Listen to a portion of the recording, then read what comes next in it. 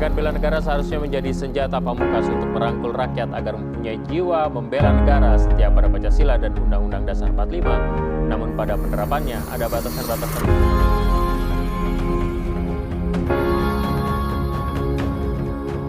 Presiden Joko Widodo menaikkan peraturan pemerintah nomor 3 tahun 2021 tentang peraturan pelaksanaan Undang-Undang nomor 23 tahun 2019 tentang pengelolaan sumber daya nasional untuk pertahanan negara. Salah satu poin krusial dari PP ini adalah mengenai bela.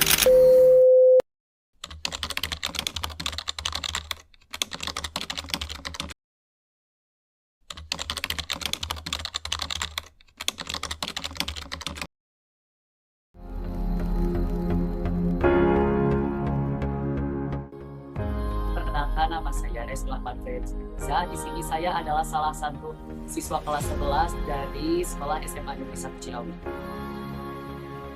Assalamualaikum warahmatullahi wabarakatuh. Perkenalkan, nama saya Haikal Fadlan Pratama. Usia saya sekarang 21 tahun lebih dan saya sekarang sedang menjenjang dunia pendidikan di semester 7. Saya Asep Agustian, pekerjaan PNS sebagai guru, tempat tinggal di Jalan Raja Wali. Usia mungkin sebentar lagi mau mendekati pensiun. Sekian.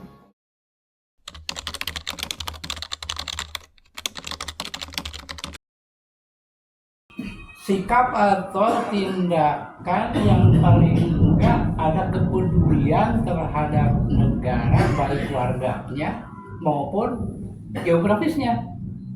Ya sesimpel itu sih, peduli gitu. Ini.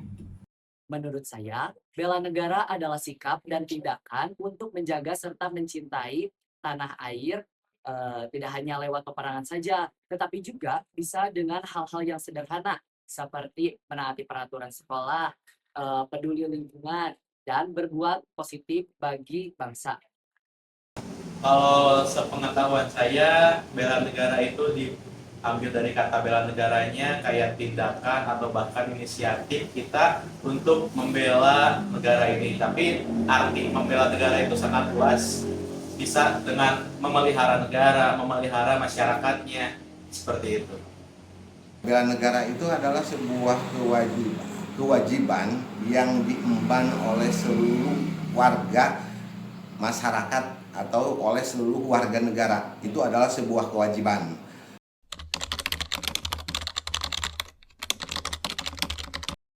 Ini cerita tentang Siskamling. Oke. Waktu itu saya usia 16 tahun ya. Salah habis pulang makan, setelah makan buang BAB di tempat umum, lagi buang BAB terdengar letusan. Ternyata katanya itu gudang bahan peledak roket proyek Menang Dahana meletus. Setengah jam, 1 jam setelah itu orang berbondong-bondong panik pada mengungsi melewati depan rumah saya. Saya tidak ikut mengungsi, tapi bertahan. Bertahan dengan maksud ingin jaga keamanan lah, keamanan lingkungan sendiri. Waktu itu bertiga, lalu kita berinisiatif menggotong bangku yang biasa nongkrong di tempat jualan bakso, bangku panjang kayu, ditaruh di pertigaan jalan. Kita nongkrong di situ. Nah, saya terboosting rasa, wah ini bela negara nih, jaga keamanan lingkungan gitu kan. Akhirnya saya tertidur di jalanan itu dan dibangunkan jam 7 pagi oleh guru saya, guru SMP. Ya, kayaknya kalau itu sisi Siskamlingnya. Saya pernah mengikuti kerja bakti di sekolah dan lingkungan rumah saya. Lalu saya pernah menjaga ketertiban saat kegiatan besar. Nah, serta saya selalu mengikuti upacara bendera dengan hikmat sebagai bentuk penghormatan kepada para pahlawan. Dari contoh hal kecil aja, kita membuang sampah kepada tempatnya juga itu bisa termasuk bela negara karena termasuk memelihara negara ini. Contoh menyayangi umatnya atau saling tolong-menolong terhadap warga negara masyarakatnya. saling membantu. Jangan jauh-jauh sampai kayak ingin ikut perang membela negara ini, jangan jauh-jauh ke sana ya, karena udah bukan zamannya lagi buat sekarang mah, karena negara kita udah merdeka, tinggal kita yang harus bisa memelihara dan membawa makna kemerdekaan ini sampai mana. Nah, untuk Bapak, pengalaman Bapak sebagai ASN juga, bela negaranya itu difokuskan kepada tugas tupoksi Bapak sebagai ASN gitu. Karena Bapak sebagai ASN di sini tupoksinya yaitu bekerja di dalam bidang pendidikan, mencerdaskan bangsa, maka wujud bela negara Bapak itu adalah mencurahkan segala energi, segala daya upaya, segala hal yang Bapak bisa berikan kepada negara, bisa diberikan kepada bangsa, yaitu untuk mencerdaskan bangsa anak-anak.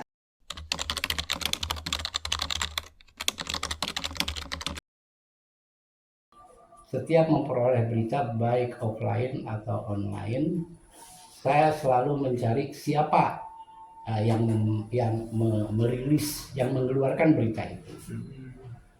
Saya cross check orangnya, atau juga saya cari tandingannya berita yang sejenis. Kalau sumbernya bisa dipertanggungjawabkan betul-betul, ya itulah baru benar berita. Sisanya saya anggap hoax. Saya biasanya itu mengecek dulu ya sumber beritanya, lalu membandingkan dengan media yang lain, lalu saya juga memperhatikan tanggal dan konteksnya. Terus saya akan berpikir dulu nih, apakah berita tersebut itu bermanfaat sebelum dibagikan. Kalau saya pribadi, sebelum saya benar-benar yakin terhadap informasi tersebut, biasanya kita mencermati dulu apakah ini benar, dengan langkah-langkahnya kayak baca dulu aja beritanya, terus cari tahu akun atau sumber informasi yang valid, atau akun-akun sosial media yang udah terverifikasi kebenarannya, yang nggak asal kayak nge-share berita kayak gitu. Harus lihat dari mana asal usulnya, harus terverifikasi pokoknya. Sebenarnya hal yang paling penting untuk menanggulangi informasi-informasi zaman sekarang itu, kita tidak terlalu bisa mengandalkan informasi-informasi dari sumber yang lain. Jadi istilahnya itu kembali kepada diri kita sendiri, sejauh mana wawasan kita tentang berbagai macam hal yang ada dalam situasi yang seperti ini gitu. Jadi otomatis untuk bisa kita mengfilter apakah informasi ini benar atau informasi ini salah, makanya kembalinya kepada diri kita sendiri. Kita harus memiliki wawasan tentang berbagai macam hal, sehingga secara langsung kita bisa mendeteksi ini adalah informasi yang tidak benar, atau kalau zaman sekarang dibilangnya ini adalah informasi hoax, gitu kan?